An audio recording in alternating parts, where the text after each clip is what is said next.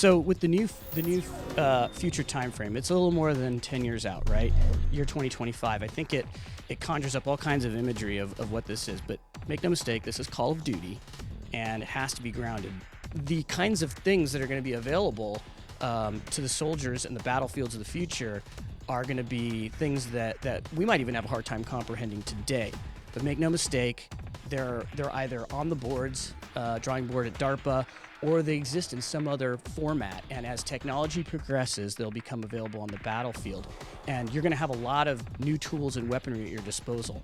One of the weapons I shared with you in the level was a sniper rifle that had a couple of new features that you've never seen in a Call of Duty game. So one of the features is an optic that uses this millimeter wave technology that exists out there in the world. Now, it's in fairly large format, and it's not anything that you could even remotely consider fitting on an optic. But if you think about 12 years out or so, or 13 years out or so, you could see how that form factor could get smaller. And what does that allow us to do as game designers? Well, that now allows us to see players through certain objects and so forth. So campers beware. But that's only good if you have a way to penetrate some of those objects. And so how do we come up with a fiction for that, a plausible fiction for that? Well, there is technology out there where you have these electronic charges that can fire off lots of bullets, right? So that could penetrate deeper. So you apply that technology to a sniper rifle. Of course, it's a game balance thing because then it's suddenly a very powerful weapon. But you have to hold down and charge up that sniper rifle and get enough caliber weaponry behind it to impact the surface so that you can penetrate what you're seeing behind it. In Los Angeles, there's a sequence where you're going to come upon a VTOL that you can actually take over and fly. So you're going to be flying it through Los Angeles, and you're going to be taking out the enemy. And at some point, you're going to take off in that VTOL and fly it. But not only just fly it, you're going to be using all the caliber weaponry on it. You're going to be launching missiles and firing the high round caliber machine guns that are attached to it. So you're not just targeting and shooting at something, you're also flying it, but it's done Call of Duty style. It's not a simulation. So you guys should be able to, if you know how to play Call of Duty, you're not going to have a problem piloting these futuristic advanced warfighters. You're going to be able to get right into them, and it's pretty epic. It feels very intense when you're in there. We have effects and explosions. It's really intense experience. We know that there are people who, aren't hardcore, and we know that we have really hardcore fans that we both have to please. So I think, the key to that is when you're making a design is to make it both accessible but have depth of gameplay and strategy for people so that it's both accessible, which I think regardless of how experienced of a gamer you are, you can appreciate that something is just accessible and easy to pick up and play. But if it has depth inside the gameplay and there's different strategies that you can take to take on your objectives, I think people who are very experienced really appreciate that, and they're sort of rewarded for their expertise. We're not talking about giving you all the details on multiplayer right now, but suffice to say the team is really pushing on it. We've taken a really good look at pretty much every single one of our systems. We've stripped them down and we're building them back up, whether it's the create a class systems or other systems in the game. We're taking a look at those things, and it'll become more clear and more apparent as we show you what we mean when we reveal multiplayer. We're also looking at a lot of things that are going out in the world, around the world of multiplayer and online. So all the social that's going on in the world, we see what's happening on the esports scene, and we really are looking at those and seeing how we can better support that inside of Call of Duty. We're participating in those experiences, and it's having an influence on us. So a lot of exciting stuff to share with you guys in multiplayer a little bit later. So Zombies is coming back, and it's coming back in the biggest and most ambitious way that we've ever done. So this is Treyarch's co-op.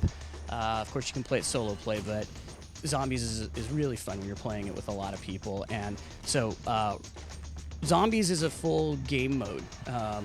It's totally separate and distinct from the campaign and multiplayer.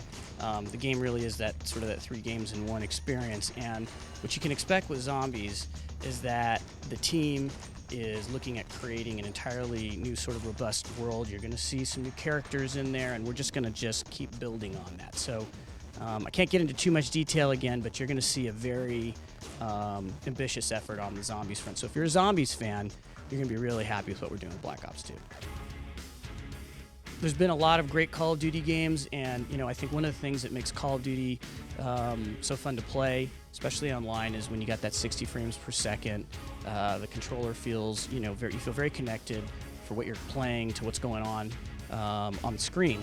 And one of the things that the team really challenged itself was it really wanted to push the limits of graphic and visual fidelity in this generation of console hardware without sacrificing that 60 frames per second. So towards that end, we've had a graphics overhaul of our engine, a new lighting system. So while there's a lot of new technology that's helping us achieve that new visual fidelity and that leap in visuals that players are going to experience, there's also a lot of tools and artistic techniques. Our artists have been working in this generation of console and this engine for a long time, and they've developed their tools and their techniques, and they're just, we have entirely new techniques of allowing us to make these worlds look more rich, have more diversity, have more effects, a greater resolution. There's just a whole lot more going on inside the worlds that we're creating now, and I think the fans are going to be excited when they finally get to see it. So we have a really ambitious PC effort with Call of Duty Black Ops 2. We've been continuing to push to support Black Ops, and we've learned a lot about what's going on in the PC world. And I think PC players are going to be really excited to see the kind of online work that we're doing. So, for example, the team has been working ever since Black Ops on advanced anti-hack techniques, anti-cheat techniques, which are so important, keeping the online game, fun to play. And you're going to get to see some of those rolled out inside of Black Ops 2. The game looks spectacular. Of course, if you're playing it on the PC, you can go to higher resolutions. If you've invested in your rig, there's going to be a payoff there too. So if you have DX11, you're going to be able to get the benefits of that. But it'll also scale down and look really great on lower pieces of hardware. So, we're doing a lot more in this game, so there is going to be a little bump up in that minimum spec, and while we're not announcing what that is, there's a little bit of a bump there, but you're going to get a lot for that, and there's still just a tremendous range of PCs that this is going to play on. We've seen a lot of configurations out there in the world with Black Ops. I think one of the great things about Black Ops is as popular as it was, it really exposed us to, a myriad of configurations that are difficult to replicate, but they exist out there, and we've now seen them, and so we can actually work on having those configurations and addressing any sort of compatibility type situations that might exist, and even talking with hardware manufacturers.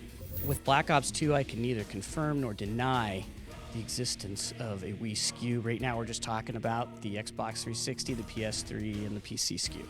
Call of Duty Black Ops 2 is coming to the Xbox 360, PlayStation 3, and the PC, and it's coming out on November 13th.